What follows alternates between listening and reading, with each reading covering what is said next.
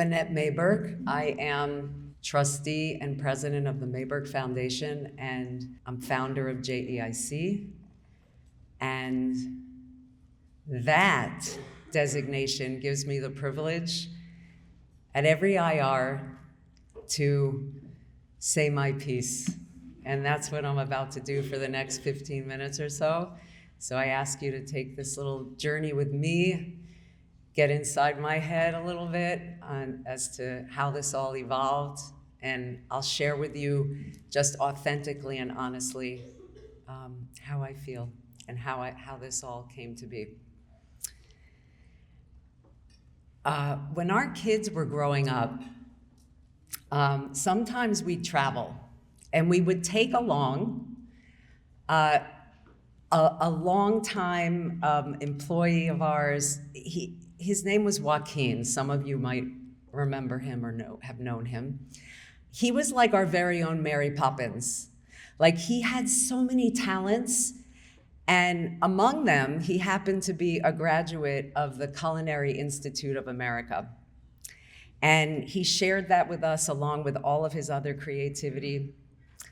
But I'll never forget, he came with us on a particular trip to Miami, and we took him out to a great restaurant.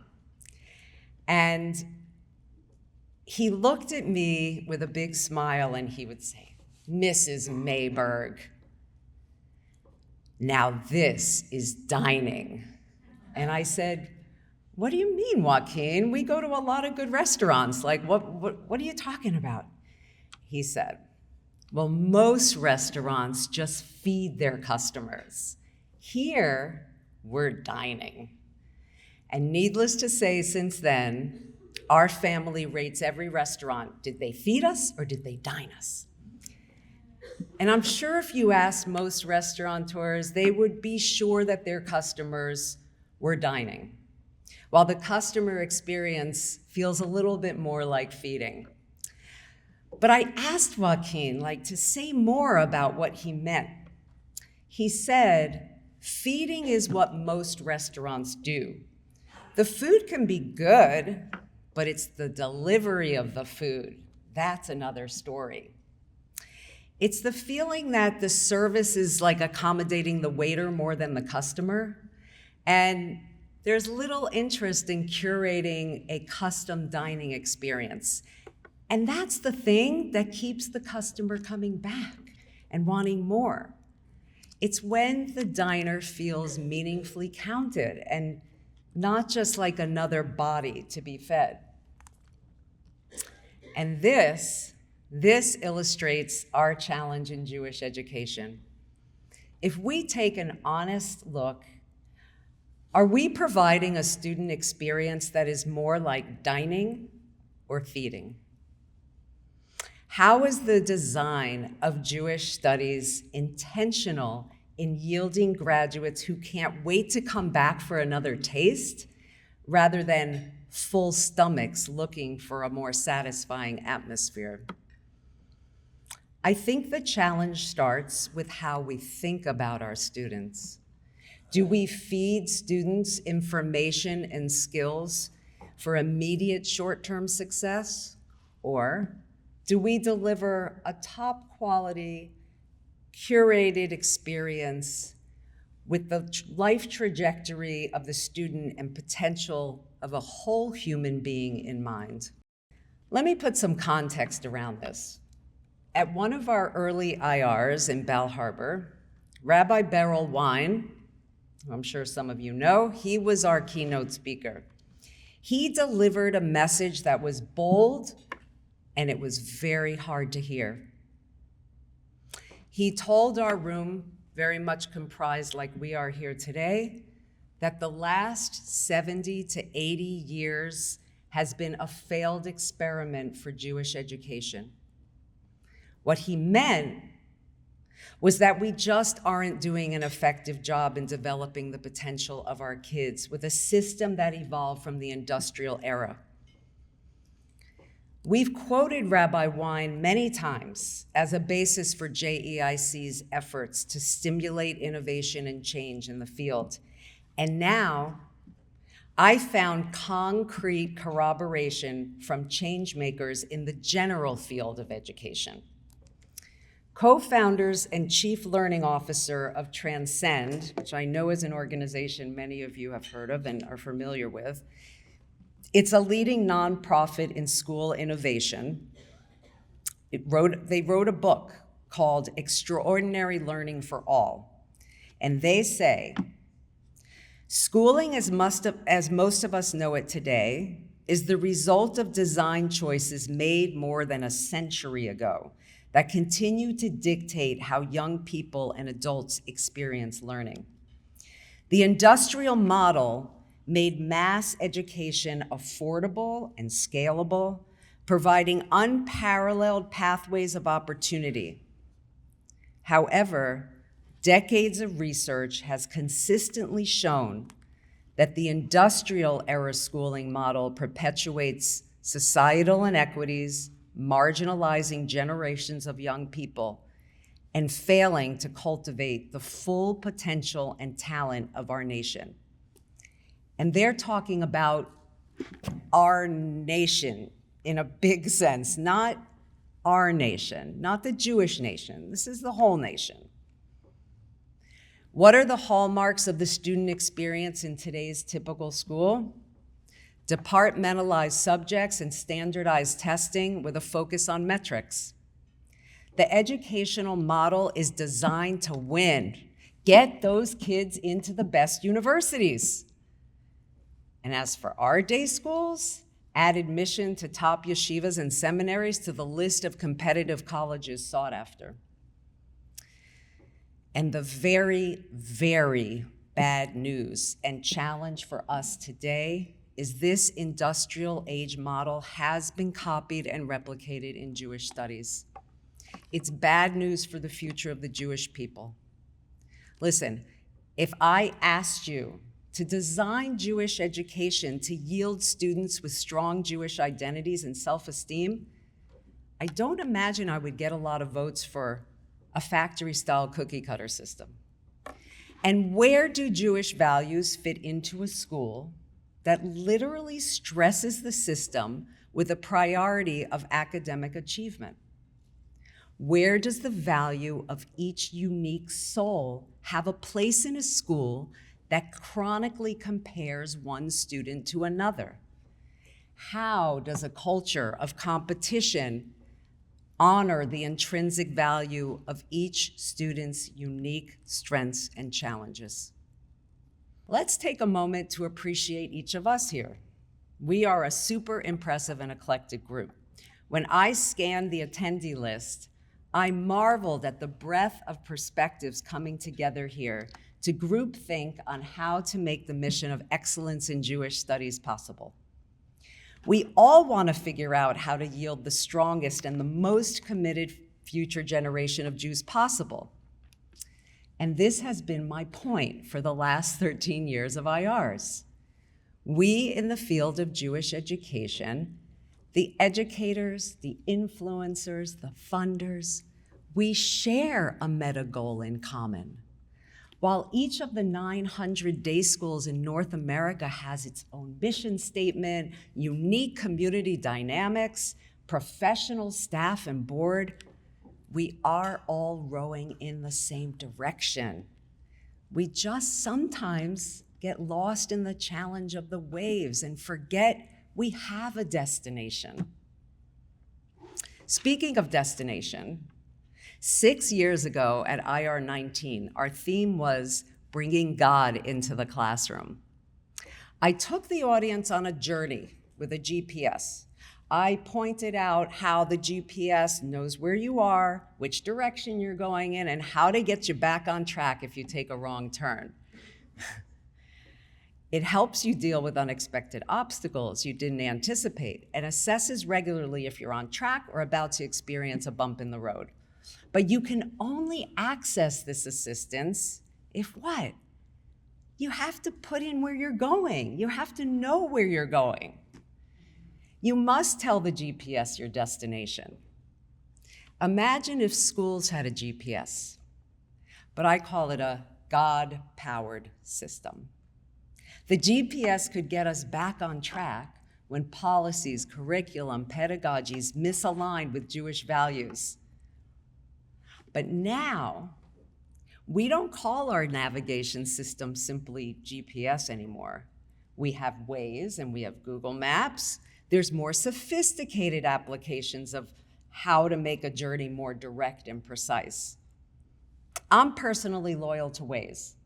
I'm a believer it knows better than I do how to navigate a trip. While the Garmin could get me from here to there, it was like kind of awkward about giving options and shifts in real time. Waze gives me route options from the start. I can compare the miles and times differences of each route. The route even adjusts according to conditions in real time. I know, we take this all for granted, but it's really amazing. It's the design of the drive. It makes all the difference which route you choose. Once the destination is set, the route choice does the work. The more refined GPS applications quickly became our standard because it gives us so much choice and control of how we get to our destination.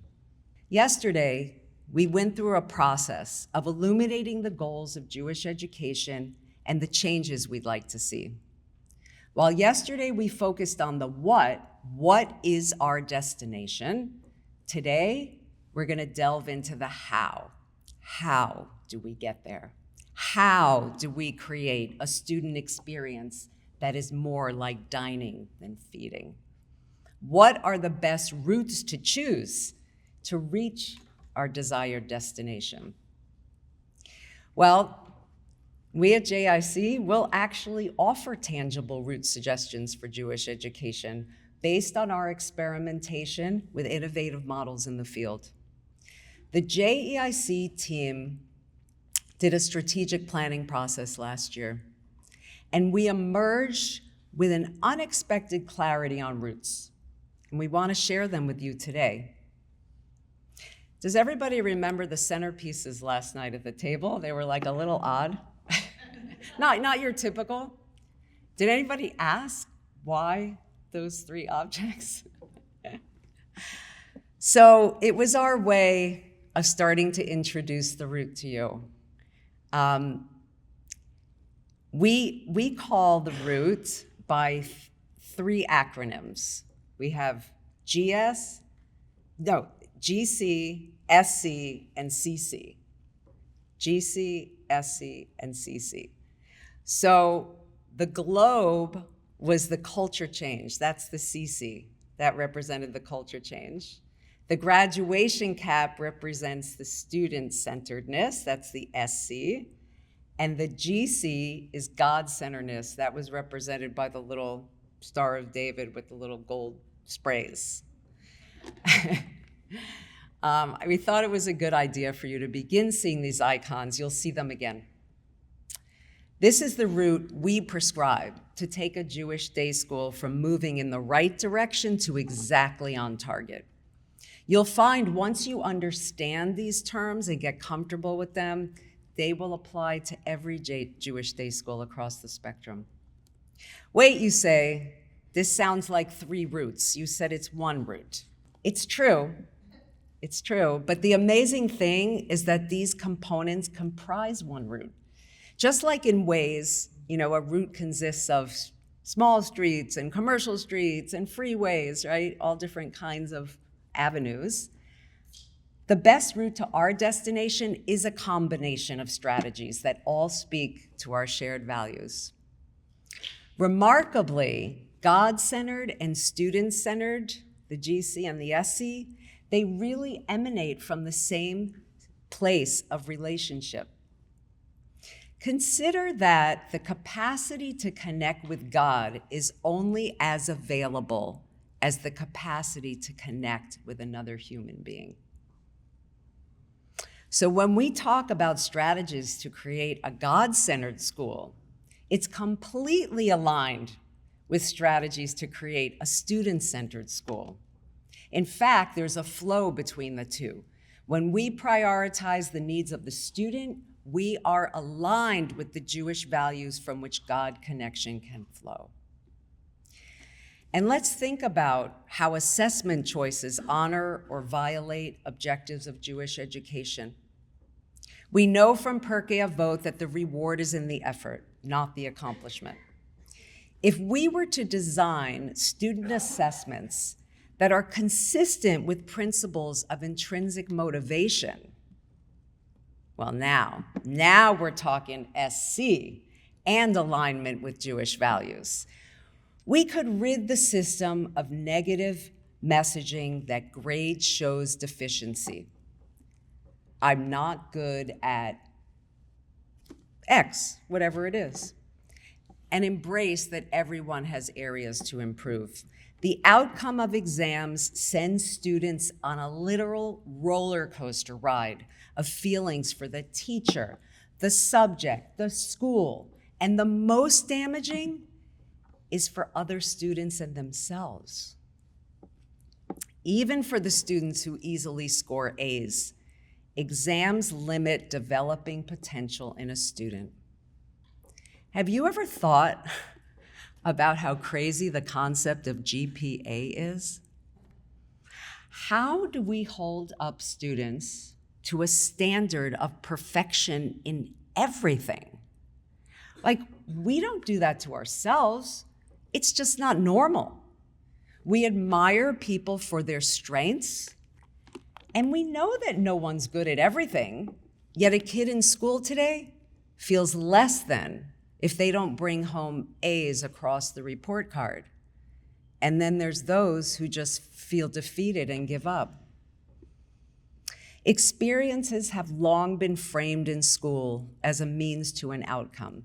Like, the activity you did in class today is to prepare you for the exam. But it's proven that learning experiences in and of themselves are critical for students. Take a moment and think back on a wonderful learning experience you remember, the feeling you came away with. And if you can remember any content, it's because the experience itself was effective, not a means to an end. GC reminds us that Limudei Kodesh should not be a copy of general studies. The destination is completely different. That's why it's called Kodesh. While both general and Jewish studies developed intellect with lots of information and insights, Jewish wisdom becomes part of us differently than subject knowledge.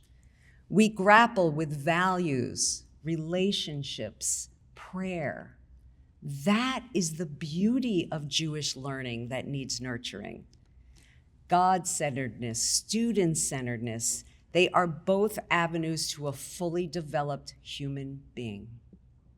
The Jewish studies experience in our day schools will impact the strength and commitment of our future leaders and communities. And CC, culture change, is the vehicle. It's impossible to shift gears without culture change. Bring everyone along who needs to be there. School professionals and students, parents, community builders, influencers, the whole ecosystem, as we call it. They all need to be on board. We know that our kids crave connection and relationship. The guru said to the rabbi, Jewish kids are very spiritual. Our ashram is full of them. The very ones we had right in our classrooms. They seek spiritual fulfillment elsewhere when they aren't empowered by the school experience. After they graduate, how many travel other cultures to find a spiritual light? How many land in the Aish Hospital in the Old City to revive their souls? How many report back, I never knew I could enjoy learning until I got here. Now I don't have to study for exams or worry about grades.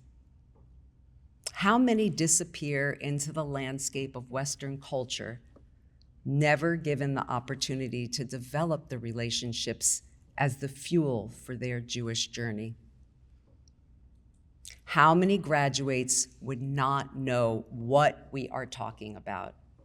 If asked, was your school student-centered or God-centered? I don't know how many, but I know it's many. And I know that even one lost is too many.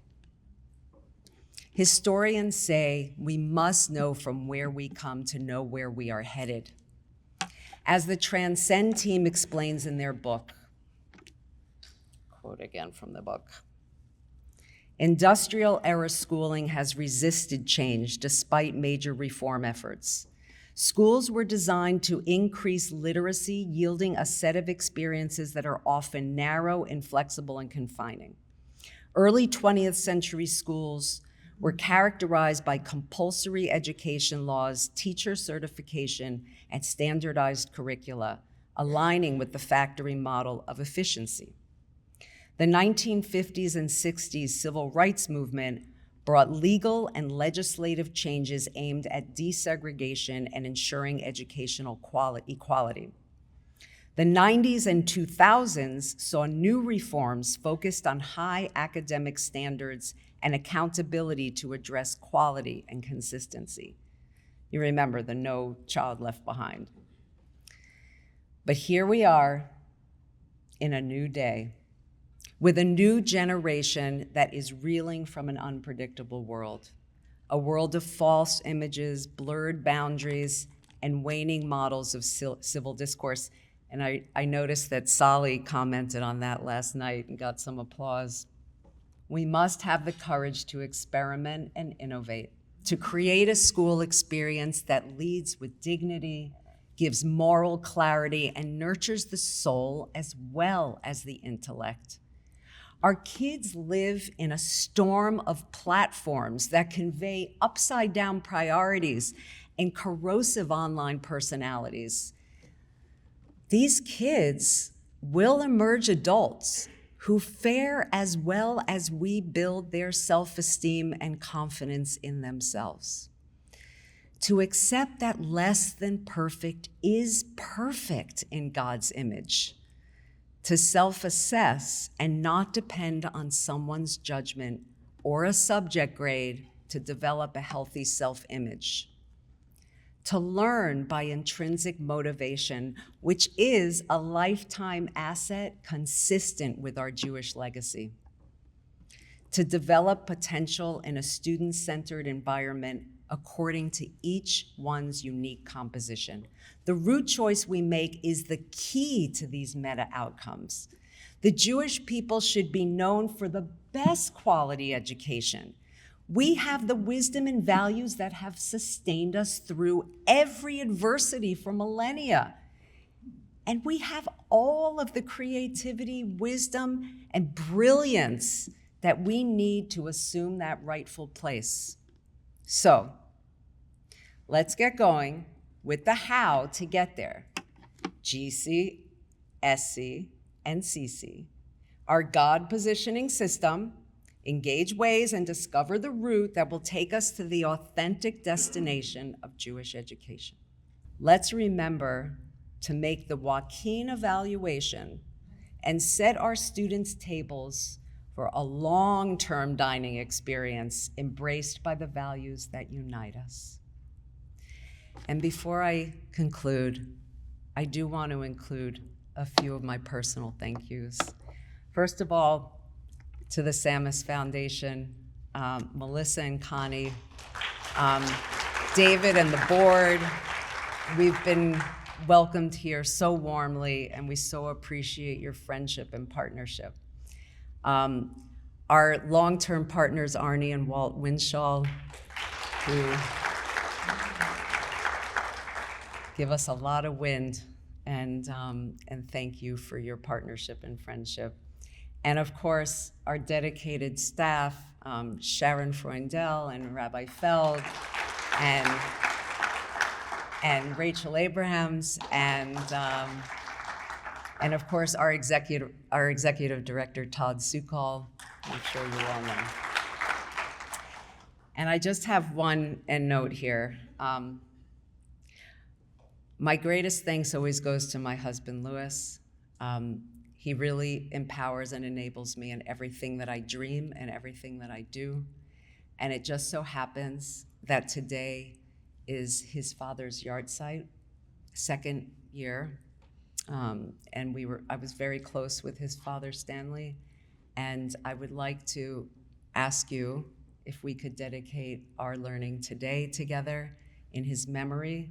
Shmuel Reuven ben Levi HaKohen, may his neshama have an aliyah and always have blessed memories with our family.